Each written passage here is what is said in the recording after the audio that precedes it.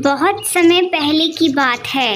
एक छोटे से गांव में भोला नाम का व्यक्ति रहता था। वह बहुत ही अमीर था, लेकिन इतना अमीर होने के बावजूद उसकी इतनी कंजूसी के कारण उसको कोई भी पसंद नहीं करता था। भोला का स्वभाव ऐसा था कि वह अपने पैसों के मामलों में बहुत ही सावधानी बरतता था और किसी को भी एक पैसा देने में हिचकिचाता था। उसी गांव में एक गरीब किसान रहता था जिसका नाम गोपाल था। गोपाल बहुत ही मेहनती इंसान था, पर दिन ब दिन उसकी हालत बहुत ही खराब होती जा रही थी। एक दिन गोपाल की पत्नी बहुत ही गंभीर रूप से बीमार पड़ गई। गोपाल ने बहुत ही कोशिश की, लेकिन उसकी पत्नी के इलाज के लिए उसके पास पैसे नहीं थे। इतना परेशानी होने के बाद गोपाल के मन में ख्याल आया कि क्यों ना भोला सेठ से पैसा लिया जाए। गोपाल ने भोला सेठ का दरवाज़ा खटखटाया। सेठ ने दरवाज़ा खोला और गोपाल को देखा।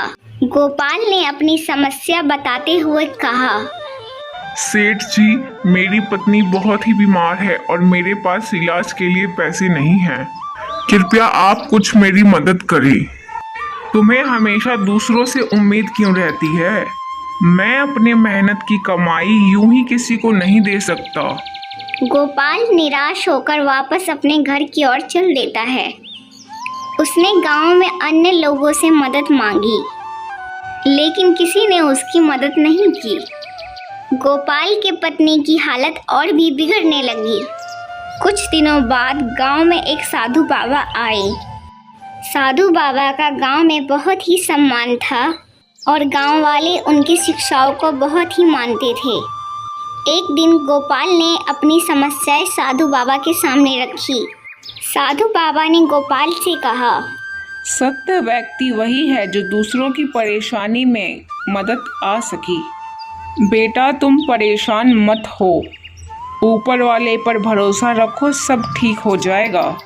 साधु बाबा ने गांव के सभी लोगों को इकट्ठा करवाया और एक योजना बनवाई। साधु बाबा ने सभी गांव के लोगों से मदद की उपेक्षा करी। साधु बाबा के कहने पे सभी लोगों ने गोपाल की मदद की। गोपाल की बीवी अब स्वस्थ हो गई। गोपाल अपनी बीवी के साथ खुशी खुशी अब रहता है।